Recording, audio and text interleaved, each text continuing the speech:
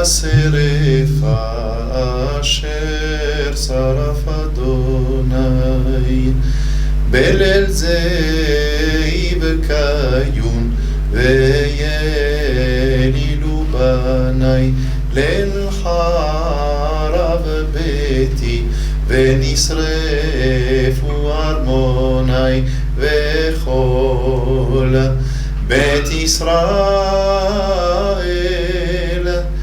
יהגו ביגונה יבכו השרפה אשר שרף אדוני.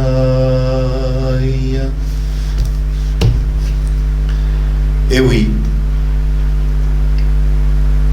le deuxième temple a été détruit comme le premier d'ailleurs en ce jour de Tisha B'Av, 9 du mois de Av. Et les enfants pleurent cette nuit où la maison de Dieu a été détruite, brûlée. Tout le peuple pleure. Il pleure la destruction, l'incendie provoqué par Dieu.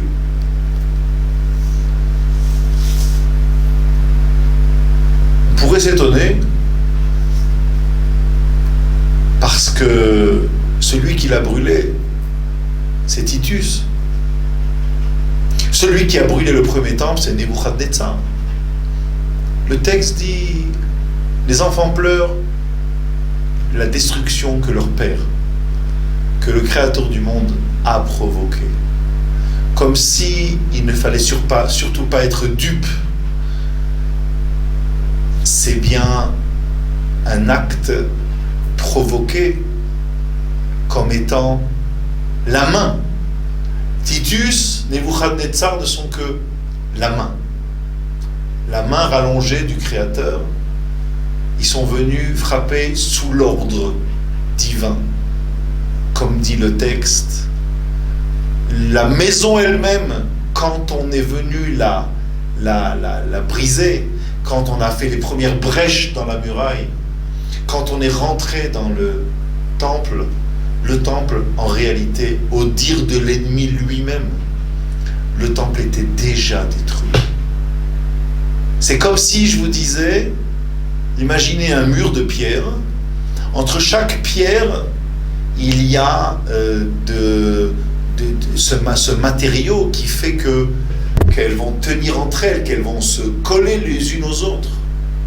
Voilà que tout ce matériau-là, qui permet aux pierres d'être collées, juxtaposées et tenir, ce liant-là avait disparu. Il n'y a plus qu'à pousser comme ça et ça tombe. L'ennemi lui-même l'a reconnu. Il a détruit une maison qui était déjà détruite. Pourquoi ? Parce que l'essentiel dans la maison y manquait. Lorsque l'essentiel n'y était plus, alors Dieu ne voulait pas qu'à un seul instant on imagine que le temple de Jérusalem, c'est une maison. C'est une maison, un peu plus sainte qu'une autre, mais rien d'autre. Si on lui a enlevé son âme à cette maison-là, alors ce ne sont plus que des pierres et du bois. Et cela, Dieu n'en voulait pas. Il valait mieux qu'elle soit déjà par terre, qu'elle tombe, parce que cela n'était pas le projet divin. Que s'est-il donc passé ? Nous parlons maintenant du deuxième temple. Que s'est-il donc passé ? Eh bien, c'est tout simple. Et en même temps, c'est tout un programme. Ce qui s'est passé, c'est que nous avons oublié que le plus beau, la plus belle façon d'être en accord avec son Créateur, c'était d'être en accord entre nous, ses enfants. Y a-t-il un plus beau cadeau qu'on puisse faire à des parents que de leur montrer que leurs enfants sont heureux d'être ensemble, de se fréquenter, de se faire des cadeaux, d'être heureux tout simplement les uns avec les autres. Pour être, Baruch Hashem, moi-même grand-père, avoir un certain nombre de mes enfants mariés, croyez-moi, c'est un véritable bonheur. C'est comme quelque part une récompense de quelque chose. Voir ses enfants heureux de se retrouver, discuter de choses et d'autres, et de se rappeler quand ils étaient à la maison, et de se disputer sur des sujets intéressants, comme on se disputait quand on avait 14 ans ou 15 ans ou 18 ans. Bref, disputer dans le sens, chacun pense que son avis, bref, on a un avis sur les choses, on discute, on a des textes, et on les rapporte, on parle entre nous. On se rappelle de tout cela. Quel bonheur! Quel bonheur! Parce que les enfants ne se disputent pas en réalité. Ils échangent, mais comme des jeunes savent échanger, avec parfois la flamme qui va avec. Quel bonheur! Et voilà que nous avons privé notre Père pendant longtemps, trop longtemps. Nous l'avons privé de ce bonheur-là. Puisque nous, ses enfants, nous avons réfléchi tout autrement. Ou plutôt, on n'était plus dans le domaine de la réflexion. On était ailleurs. On était dans le domaine du chacun pour soi. Chercher son intérêt, oublier celui de l'autre. Et quelque part, c'est celui qui sera le plus fort qui l'emporte. Bref, on a oublié Ve'ahavta l'ereacha kamocha. On a oublié l'amour du prochain comme la Torah nous l'exige. Et le résultat est connu. Nous, aujourd'hui, dans le temps que nous avons, nous voudrions parler de réparation. Comment on répare? Comment on répare? En d'autres termes, on s'est mal comporté entre nous, entre frères et sœurs. Comment on répare cela? A priori, on répare en ne refaisant pas ce qui a été fait et qui a amené aux catastrophes connues. Et comment on fait pour ne pas reproduire deux fois le même scénario? A priori, quand il est bien huilé, il recommence, c'est le même. Réponse, en travaillant sur soi. C'est ce qu'on appelle Avodat Hamidot.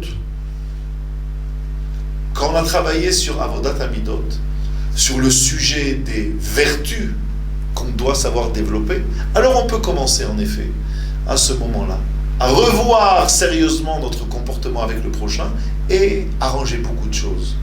Et on doit donc commencer par soi-même.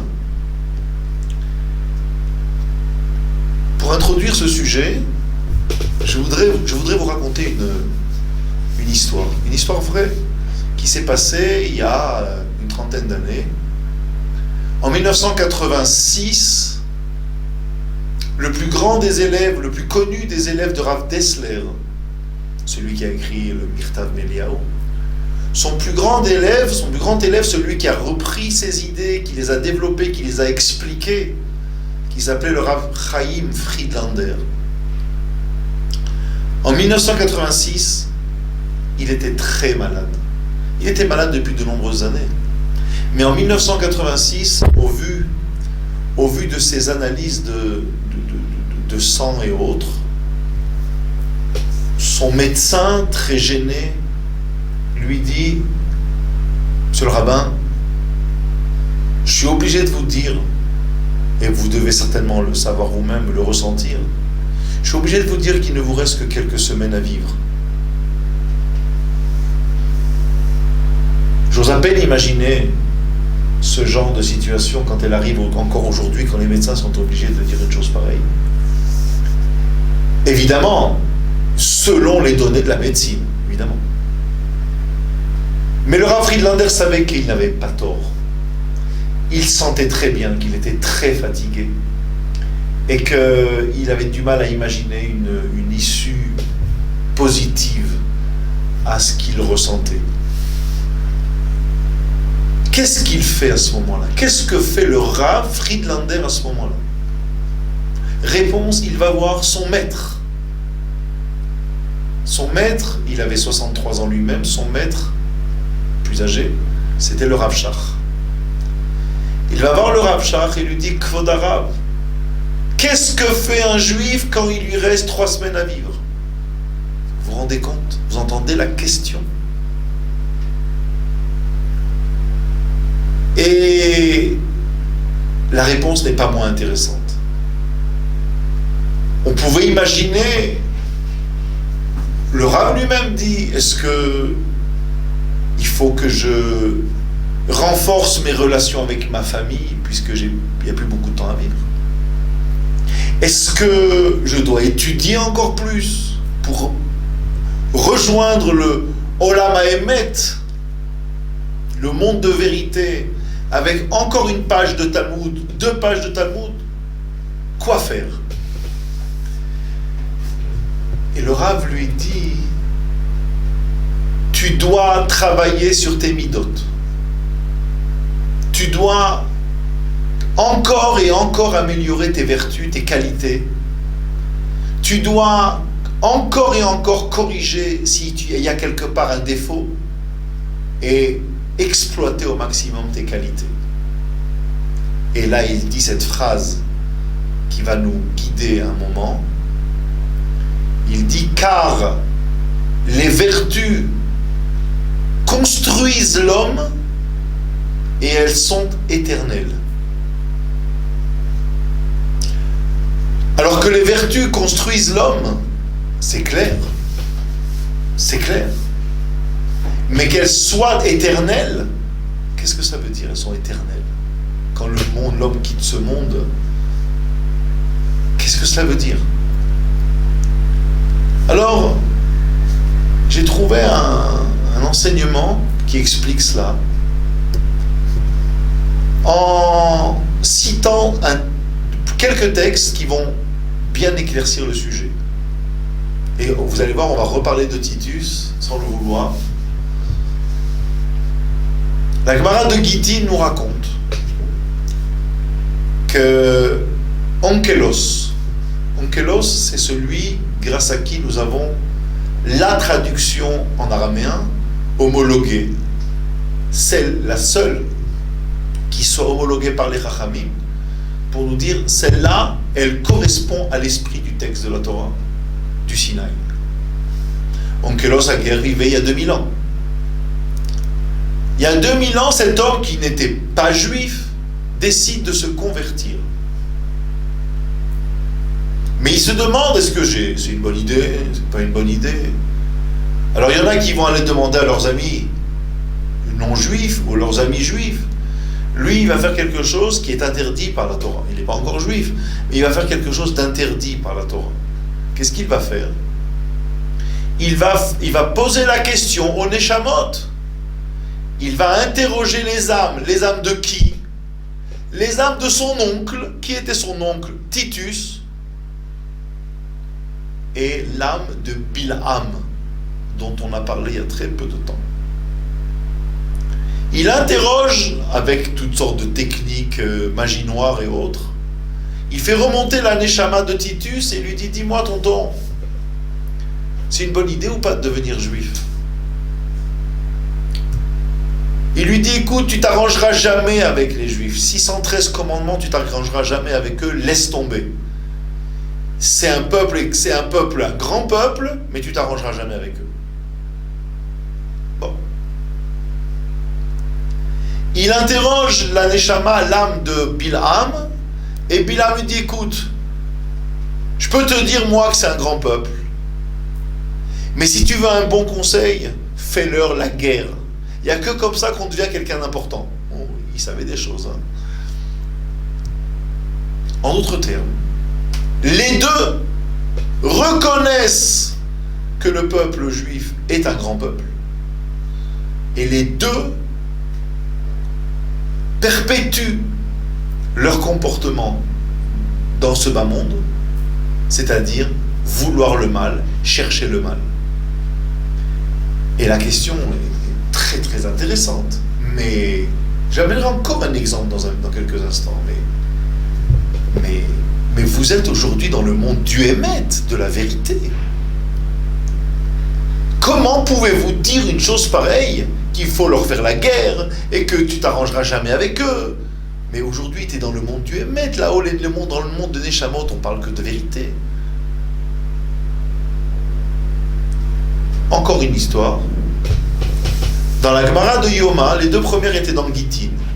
Là, dans la Gemara de Yoma, on nous raconte que Rabbi Meir, avec deux de ses collègues, Rabbi Yehuda et Rabbi Yossi, étaient en chemin, et vendredi après-midi arrive Shabbat, ils commencent à s'inquiéter, où est-ce qu'on va passer Shabbat, et surtout où est-ce qu'on va déposer ce qu'on n'a pas le droit de garder avec nous, c'est-à-dire le mouktsé, notre argent et autres. Et ils voient que, pas très loin, il y a une auberge qui porte comme enseigne « auberge qui dort ».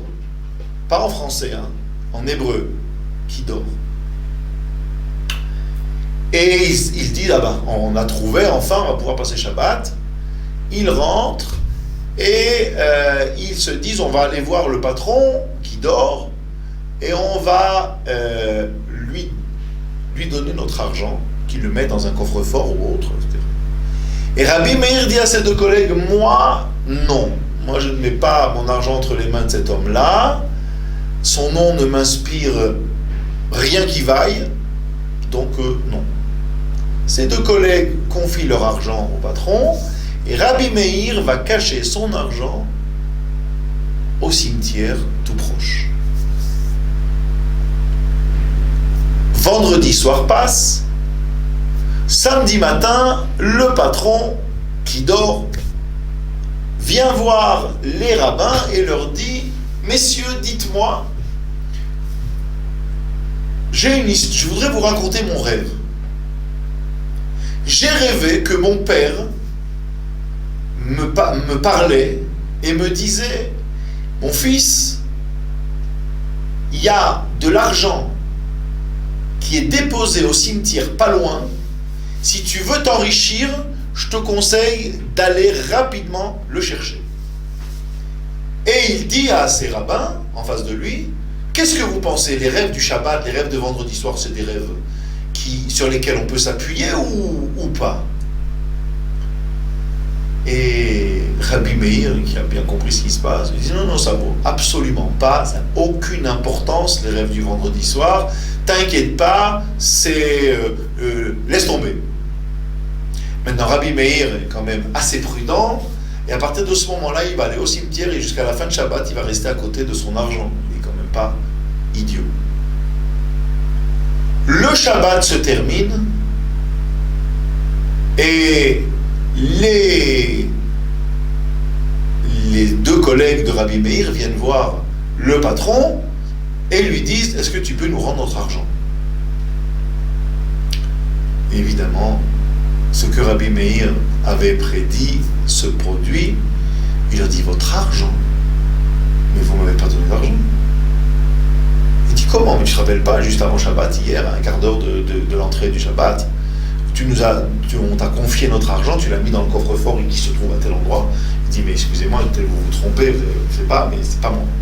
Bref, après de longues discussions, il comprend bien qu'il ne peut pas jouer longtemps et il leur rend leur argent. Donc de ce côté-là, l'histoire est réglée, mais la grande question qui se pose sur le rêve de cet homme-là, de qui dort, cette question-là, elle est très dérangeante. Comment le père d'un juif peut apparaître un soir de Shabbat pour lui demander d'aller voler de l'argent qui se trouve dans un cimetière? Encore une fois, il est dans le Olam HaEmet,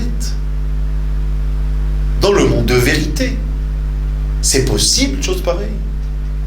Eh bien, de ces trois histoires, on apprend très clairement que la Neshama, du point de vue des vertus, reste ad vitam aeternam, comme on dit chez nous, c'est-à-dire pour l'éternité.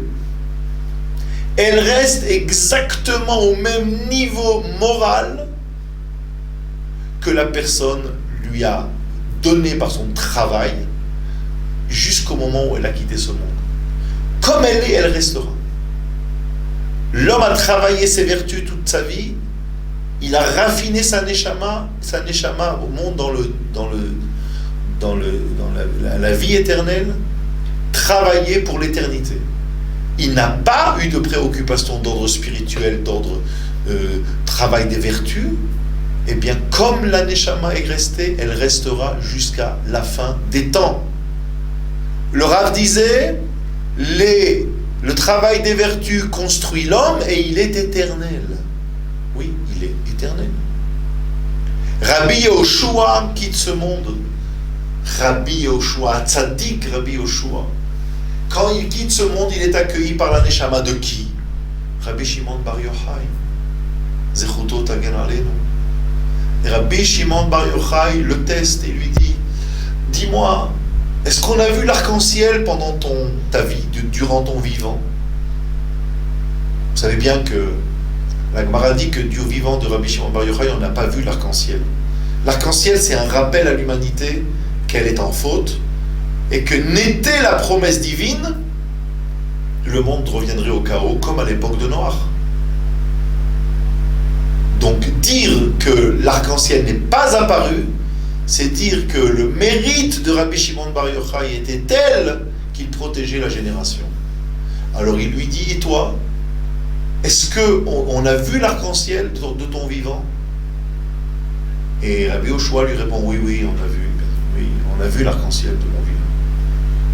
Et la Gemara dit, tout le monde sait que c'est faux. On n'a jamais vu l'arc-en-ciel du vivant de Rabbi Yehoshua, de Rabbi Yehoshua ben Levi, parce qu'il était un très très grand tzaddik. Mais il était tellement humble, tellement anav, que même dans le monde des Neshamot, Rabbi Yehoshua ben Levi répond à Rabbi Shimon, non, c'est sûr que je ne suis pas comparable à toi. Je ne suis que ton élève.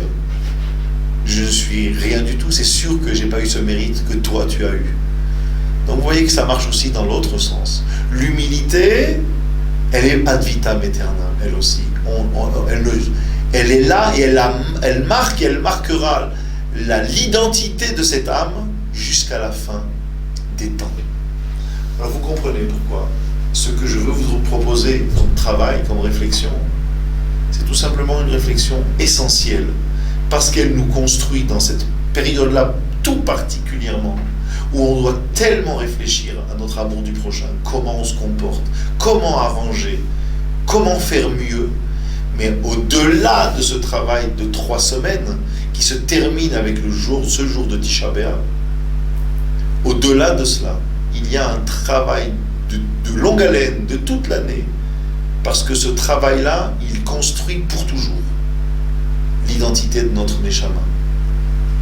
Alors, revenons à la question, l'amour du prochain. L'amour du prochain, voilà un sujet important, un sujet difficile, qu'il n'est pas apparemment, mais je vais vous montrer pourquoi il est difficile. Le Rav Ben Zion Abba Shaul, dont c'était le Yortzeit la semaine dernière, a écrit un livre que je recommande vraiment à tous ceux qui lisent l'hébreu, qui s'appelle Zichron Hadassah, en souvenir de Hadassah, littéralement Sefer Torah ou Moussar. Un livre de réflexion sur soi-même.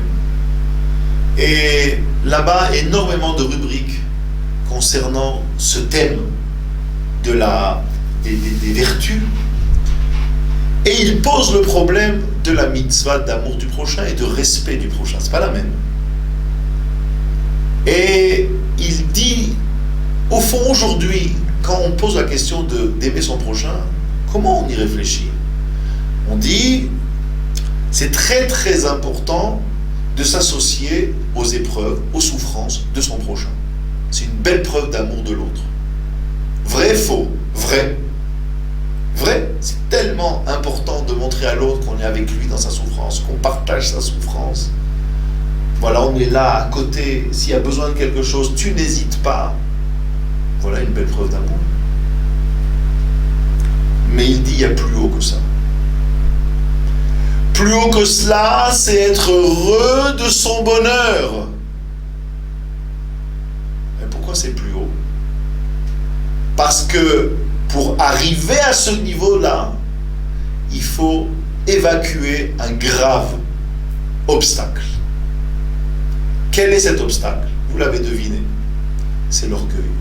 Plus exactement, c'est la jalousie. La jalousie. La jalousie qui fait tellement de mal et qui nous empêche d'être heureux du bonheur de l'autre. Et sur cela, il y a du travail. Le bonheur de l'autre, c'est parfois dans des situations difficiles qu'on le voit, qu'on voit notre capacité à être heureux. Imaginez un conflit entre deux personnes. Plus exactement, un conflit dans le travail. Et deux personnes viennent et exposent leur situation. Voilà, Kvod Arav, voilà, mon ami a dit cela, concernant tel problème, j'ai droit à cela, ou je n'ai pas droit à cela, moi je pense que non, je pense que oui. Bref, un conflit au niveau de la loi, Kvod Arav, tranchez, s'il vous plaît. Avant de répondre à la problématique posée par cela, on va poser un autre cas beaucoup plus simple. J'ai acheté un poulet. Et en le ramenant à la maison, je me rends compte qu'il a une patte cassée. Le poulet, il a déjà subi la shrita, évidemment. Et je me rends compte qu'il a une patte cassée. Et là, grande question. Si la pâte a été cassée avant la shrita, il y a un grave problème pour la shrita. La shrita n'est peut-être pas valable. Si la pâte a été cassée après, vous savez, quand c'est des centaines et des centaines de poulets qu'on manipule, on a pu casser une pâte, mais c'est après la shrita, c'est pas important. Alors on amène le poulet au Rav et on dit que Kvod Arav, il est permis ou pas? Ce que vous me dites. Alors on ne rentre pas maintenant dans les détails. Le Rav dit non, c'est pas sous. Il est taref. Okay. Le juif il embrasse la main du Rav, il dit Kvod Arav, merci. Il va prendre son poulet, il va le jeter ou il va faire ce qu'il veut avec. On ne discute pas la décision du Rav.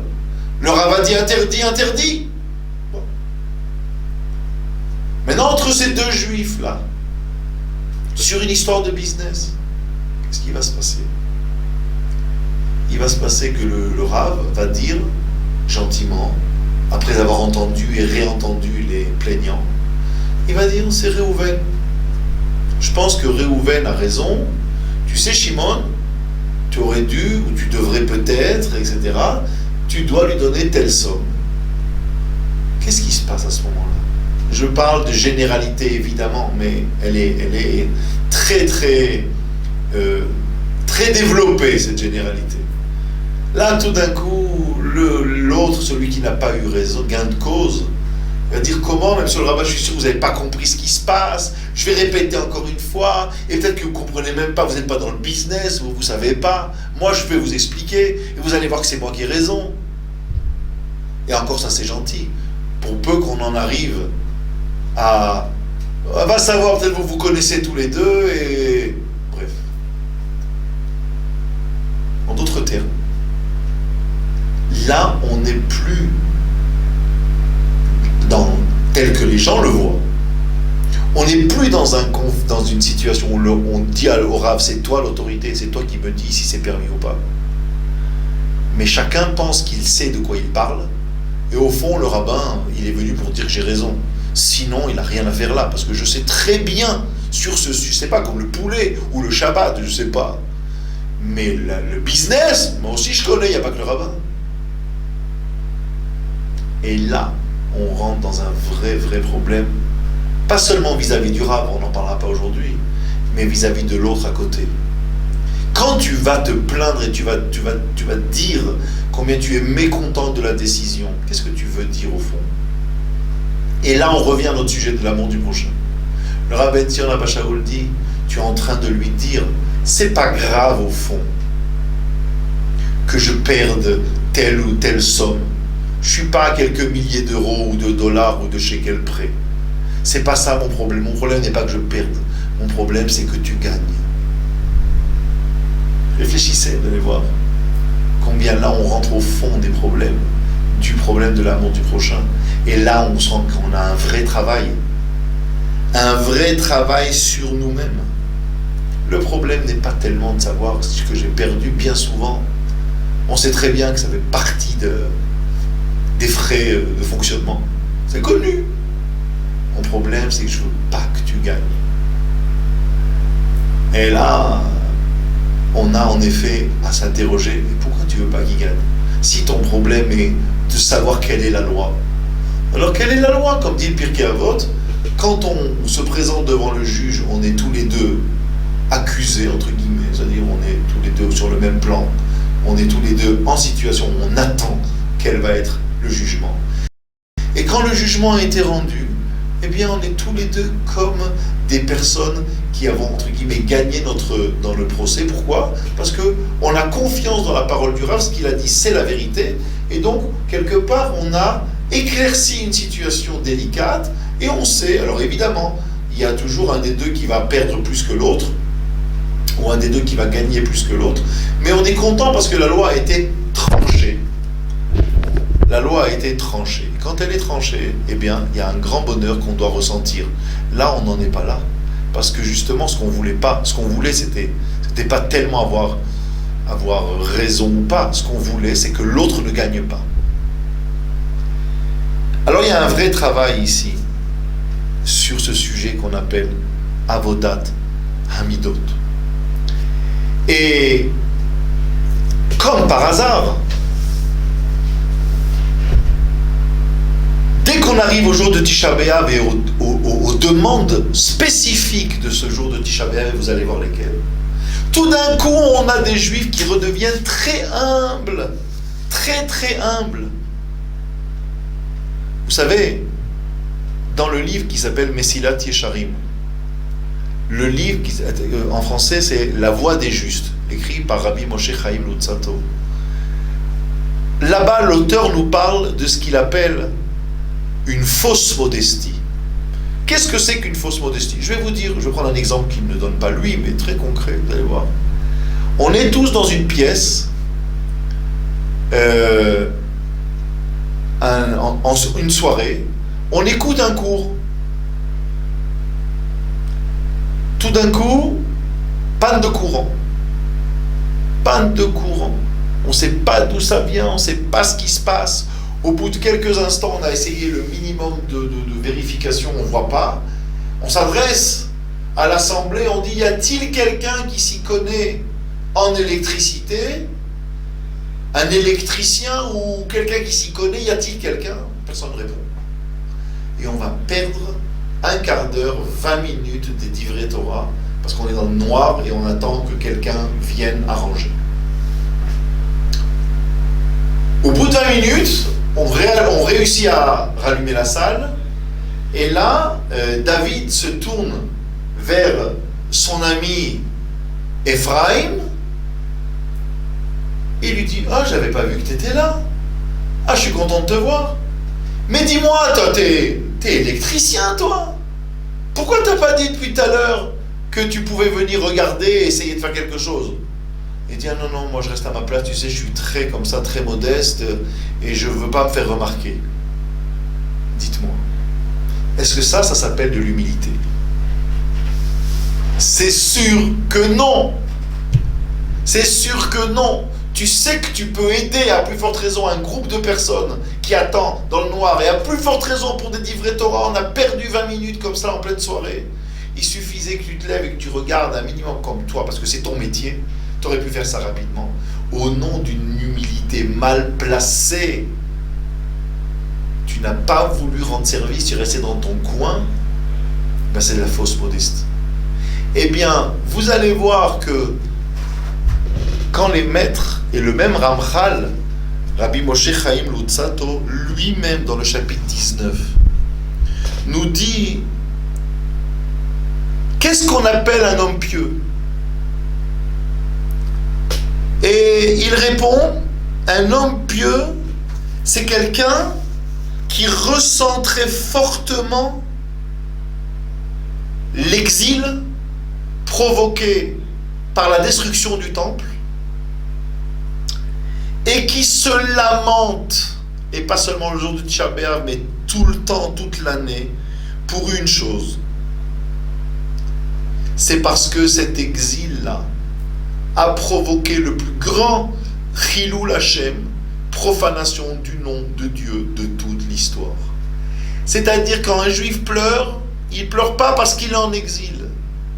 il pleure parce qu'à cause de la destruction du temple et de l'exil, le nom de Dieu est bafoué dans le monde.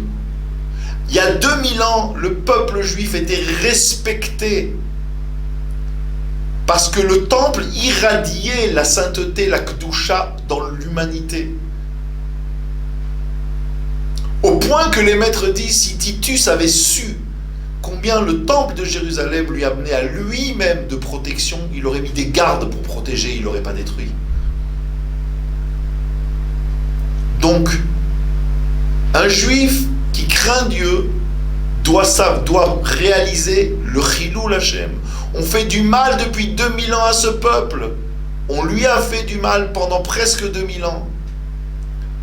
Parce qu'il n'était plus chez lui. Et que les non-juifs l'ont interprété, cet exil, comme un abandon de Dieu à son peuple. Ah, maintenant ce peuple n'est plus protégé. On peut lui faire enfin ce qu'on veut. Et c'est comme cela qu'on peut expliquer toutes nos souffrances. Donc quand on pleure à Tisha B'Av, on pleure pas seulement sur nous, et c'est déjà pas mal si on arrivait à pleurer sur notre sort au milieu des goïms qui continuent de vouloir nous faire vouloir du mal du peuple juif, au peuple juif. Mais on pleure surtout parce qu'il y a ici nécessité de revenir à la sanctification du nom de Dieu par le fait qu'on va se retrouver tous sur notre terre et que enfin ce temps pourra mériter d'être reconstruit et la construction elle-même qui amènera au Mashiach, au temps messianique. Et là le Ramchal dit, et ne viens pas me dire mais qui suis-je moi par ma prière pour faire avancer les choses. Ah, tout d'un coup tu te trouves très petit. Qui suis-je moi? Et le Rav dit, la Torah répond à ta question. Sais-tu pourquoi Dieu a créé des arbres, il a créé des galaxies, il a créé des animaux et il a créé un homme, un être humain? Sais-tu pourquoi? Parce que celui qui sauve un homme a sauvé une humanité entière. Celui qui prie pour un homme a prié pour des générations après lui qui vont vivre grâce à lui. Est-ce que tu comprends l'impact que tu as toi tout seul sur l'humanité? Donc tu as un rôle irremplaçable. Tu es tout petit, tu es un souffle. Tu ne sais pas si tu seras là dans 5 minutes. Mais tant que tu es là, tu es irremplaçable. C'est la réponse du Ramchal à la question « Qui suis-je moi ?» Oui, toi, chacun d'entre nous. Vous savez, il ne s'agit pas de dire ici « il faut faire ». Quand on dit « il faut », ça veut dire personne. Il faut dire « je ». Qu'est-ce que je peux faire moi? Réponse, prier, demander à Akadosh Baruch Hu. Tu vas lui dire « mon Dieu, tu as créé le monde pour moi, Bishvili Nivra Olam, le monde a été créé pour moi ». Qu'est-ce que ça veut dire pour moi? Ça veut dire que tu considères que j'ai moi aussi quelque chose à apporter. Alors je veux apporter moi aussi mon travail, mes midotes, mon respect du prochain, mon amour du prochain pour corriger. Pour corriger ce que mes ancêtres ont fait et qui a causé la destruction du temple et qui apparemment n'a pas l'air de bouger puisqu'il n'est toujours pas reconstruit. Donc nos mérites ne sont toujours pas suffisants. À peu près à la même époque, un peu après, arrive le Yahavetz, Rabbi Yaakov ben Tzvi, et lui va nous dire quelque chose de très très fort. C'est peut-être pas encore le plus fort, mais c'est très fort. Lui nous dit, je traduis directement de l'hébreu, il dit si nous n'avions qu'une seule explication à donner, qui justifie la longueur interminable de notre exil, eh bien je dirais que c'est tout simplement parce qu'on ne demande pas à Dieu d'en sortir. Vous avez vu, vous, des parents qui amènent des cadeaux, et pas n'importe lesquels, des extraordinaires, si les enfants n'ont pas émis le souhait ou ne l'ont pas mérité, n'ont pas demandé, vous avez vu ça où? Ou alors il y a un vrai problème, si on apporte pour dire combler l'enfant, combler sans qu'il ait demandé, c'est un vrai problème de chinour, il faudra y revenir. Mais a priori, on peut juger de donner ou de ne pas donner, faire plaisir ou bien reporter d'un petit peu de temps ce plaisir qu'on veut faire à l'enfant, mais il faut d'abord qu'il demande. Nous, au contraire, quand on interroge les gens, on a l'impression que Mashiach, oui, mais pas tout de suite. Hein. J'ai des affaires à régler, il y a pas mal de trucs, c'est pas le moment. Comme si on continuait de se regarder encore une fois soi-même et l'autre non n'est pas important. Je suis le plus important. Avodat Amidot, amour du prochain, où est-ce que c'est passé? Je regarde mes affaires, mon business. Et par rapport à mon business, c'est pas le moment. Le Rav dit, si on devait justifier simplement la longueur de notre exil, il écrivait il y a 300 ans, ben il dit ce serait ça. Si on ne demande rien à Kadosh Baruch Hu, on n'aura rien. On n'aura rien. Donc là, il faut bien comprendre cela. Je vais ajouter un élément encore plus ancien que les deux premiers, pour bien vous faire comprendre combien il y a du travail dans ce domaine-là, de mériter ce retour, de le mériter parce qu'au d'abord on le demande. Rabbi Yehuda Halevi a écrit un livre au XIIe siècle. Ce livre s'intitule Le Kuzari. Un des plus beaux livres qu'on ait écrit sur le judaïsme. D'ailleurs, le sous-titre, c'est « Apologie de la religion méprisée ». Au XIIe siècle, Rabbi Yehuda Halevi a cette idée géniale d'écrire sous forme de dialogue, même de trilogue, une défense du judaïsme, mais en posant les questions. On n'a pas posé depuis des questions plus difficiles que celles que lui a osé poser.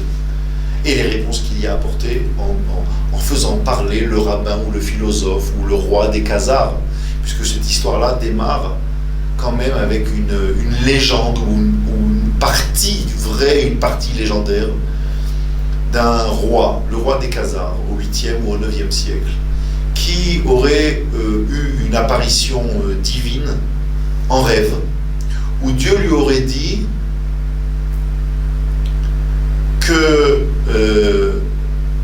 ses actions étaient agréables à Dieu, mais pas ses pensées. Et il s'interroge et il ne comprend pas ce message. Et à partir de là, s'installe un dialogue entre plusieurs représentants des religions, le philosophe, c'est-à-dire en d'autres termes toutes les grandes idées de l'époque, l'âge d'or, n'oubliez pas, c'est l'âge d'or de la pensée en Espagne. Et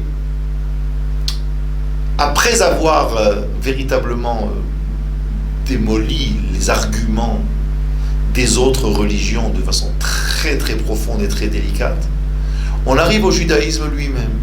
Et le judaïsme non plus, ou plutôt les juifs, ne vont pas être ménagés pour autant. Le roi des Khazars, à un moment, lui dit « Dis-moi, monsieur le rabbin, n'est-ce pas que dans votre religion, Jérusalem et le temple est essentiel? Bien sûr, roi des Khazars. N'est-ce pas que d'après les trois religions, cet endroit est très particulier? Pour toutes les religions, cet endroit du temple de Jérusalem est un endroit particulier, même si pour vous, il est central. Oui, très bien. N'est-ce pas que dans votre prière, vous dites plusieurs fois par jour à Dieu que vous attendez un jour d'avoir le mérite de voir sa présence à Sion,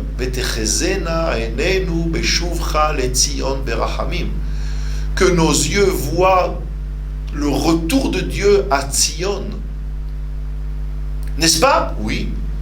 N'est-ce pas que vous dites dans votre prière que votre maison c'est la maison de Dieu, la maison de Dieu c'est Israël, etc. Vous le dites? Oui.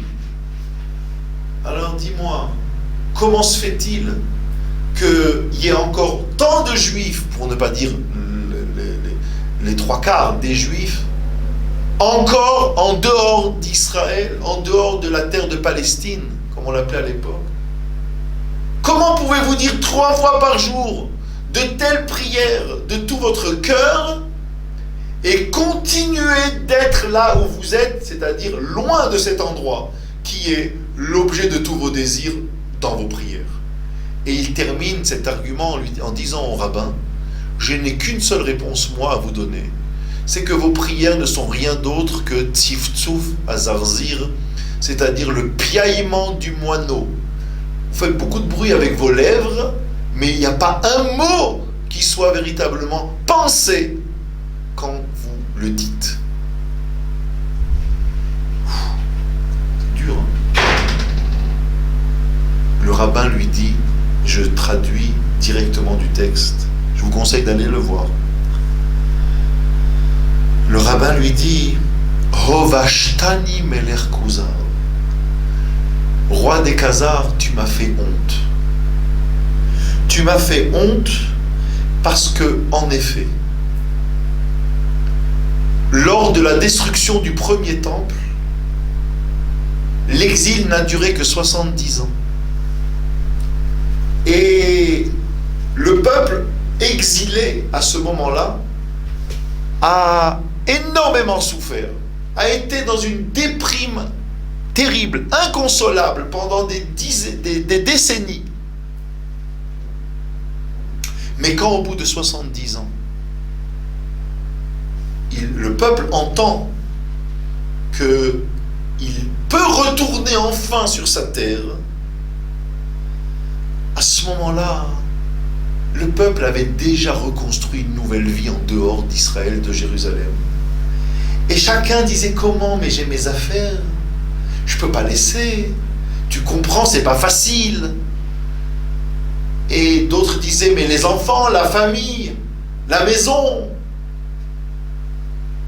Et il dit, et tu vois, il n'y a eu qu'une petite proportion des Juifs. Alors que 70 ans après, il y avait des gens qui avaient connu, même tout petits, mais ils avaient connu ce que c'était que le temple. Le temple, le premier temple et les miracles du premier temple de Jérusalem, qui était bien plus grand qu'à l'époque du deuxième temple. Et donc, tu vois, déjà à ce moment-là, il y a une petite proportion de Juifs, 20%, qui est retourné. Et ceux qui sont retournés, tu sais, c'était pas la crème, comme on dit. C'était ceux qui n'avaient pas vraiment d'attache, quoi. Mais pas vraiment non plus très engagés religieusement. Il y avait des problèmes. Des problèmes. Des problèmes de judaïsme et toutes sortes.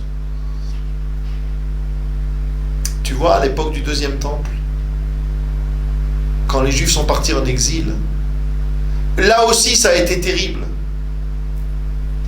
Mais depuis, donc ça faisait déjà 12 siècles que le deuxième temple était détruit. Eh bien, malheureusement, les choses ne se sont pas arrangées. Et quand on dit « Veishtachavu lehar kodsho, Veishtachavu lahadom ragla » et toutes ces prières-là, eh bien oui, c'est vrai. C'est vrai qu'il y a quelque chose qui ne va pas dans notre engagement à nous, Juifs, puisque nous ne sommes pas encore tous retournés sur notre terre. Si vous voulez aller voir, ça se trouve dans le Mahamar Bet, c'est comme un portique numéro 2, et les lettres sont à partir de la lettre 23, Kav Gimel en français. Puisqu'il est traduit en français ce livre. Essayez de comprendre, mes amis, depuis les écrits de Rabbi Yehuda Halevi au XIIe siècle sont passés encore 8 siècles, plus de 8 siècles. Et si je posais la question, et aujourd'hui, quid du peuple juif en dehors d'Israël, vous seriez étonné que les arguments depuis le premier temple jusqu'à aujourd'hui, c'est les mêmes. Nous, on croit que oui, mais c'est pas pareil, avant, tu comprends, avant il y avait moins, avant il y avait... C'est pareil. Les mêmes arguments. Les mêmes arguments. Donc ici, il y a besoin de prendre conscience de l'importance des mots qu'on dit dans la prière, au-delà de cette fameuse réflexion qu'on a faite, qu'on a menée ensemble sur le tikkun hamidot, et combien sans cela on n'arrivera pas à corriger, à mériter la construction du troisième temple. En dehors de cela, il y a aussi besoin de vivre pleinement ce que nous disons dans la prière, simplement dans la prière, sans parler de l'étude de la Torah qui nous ramène sans arrêt à ces questions-là. Même sans cela, comprendre simplement ce qu'on est en train de dire et vouloir s'en imprégner, vouloir l'étudier, l'approfondir, ça devrait suffire. Et être capable d'un autre côté de faire ce travail sur nous, de savoir exactement où sont les priorités. Je voudrais conclure par l'expression la plus extérieure de nos souhaits en ce jour de Tisha B'Av, mais toute l'année. Si je devais vous demander quelle est la prière dans la Hamida qui, quelque part, est la plus proche de ce qu'on est en train de vivre et de demander à Dieu ce jour de Tisha B'Av, vous diriez quoi? Peut-être il y en a plusieurs. En réalité, il y en a une surtout. Et tzemach David avdecha mehera tatzmiach. On demande à Dieu que la pousse de David, ton serviteur, qu'elle arrive à maturité rapidement. Rapidement. De quoi on parle? On parle de la Géoula. On parle de la rédemption finale, de la délivrance. Cette délivrance qui passe par la construction du temple et la venue du Mashiach. Pourquoi est-ce qu'on compare la Géoula à une pousse comme cela? Et les Chachamim nous disent, bien, c'est parce qu'il y a dans le fait de faire pousser un fruit ou une fleur, il y a quelque chose d'intéressant à double titre. Premièrement, vous savez tous très bien que quand on met une graine dans la terre, avant de donner son fruit, avant de faire pousser ce qui doit pousser du sol, elle doit d'abord pourrir cette graine-là. Comme pour nous dire, avant la Géoula, il y aura des difficultés, il y aura des soucis, il y aura des problèmes. Ce ricavon, là, cette pourriture dans le sol, quelque part, elle devra aussi s'exprimer dans le quotidien avant que n'arrive la Géoula. Et deuxièmement, la pousse ensuite, quand elle va sortir du sol, elle va venir, elle va monter très très lentement. Alors qu'est-ce que nous on dit à Kadosh Baruch Hu? On lui dit Boré Olam, maître du monde, créateur du monde. Rapidement fais pousser cela. Fais pousser ce germe-là, mais rapidement. Pas comme une plante va pousser lentement, mais rapidement. Tu sais pourquoi? Pourquoi nous te demandons de faire pousser rapidement, de faire venir rapidement la rédemption, la Géoula? Mais parce que les souffrances du peuple juif, c'est le plus grand Chilul Hashem de l'histoire, ce que nous disions tout au début. Nous ne pouvons plus supporter cette profanation du nom de Dieu, du fait que nous sommes en exil et que on est la proie de tous ceux qui veulent nous faire du mal. En Israël, sur la terre promise par Dieu, alors les choses sont différentes. On nous regarde différemment. Et ici, les éléments sont là. Ensuite, il y a la volonté du peuple, il y a un travail d'enseignement au peuple, mais tous les éléments, si nous le voulons, tous les éléments sont posés pour que la Géoula puisse arriver et que le plus grand Kiddush Hashem, enfin, le grand Kiddush Hashem que nous attendons puisse enfin se réaliser. Espérons qu'en ce jour de Tisha B'Av, qui est à la fois le plus grand jour de deuil de l'année, puisqu'il est un jour de deuil collectif, national, devienne, comme les maîtres le disent eux-mêmes, un jour de moed, un jour de joie, parce que d'après la tradition, c'est ce jour-là que doit naître le Mashiach, par les mérites du peuple qui s'est pleuré ce jour-là vis-à-vis d'Akadosh Baruch Hu, parce qu'il a compris l'essentiel.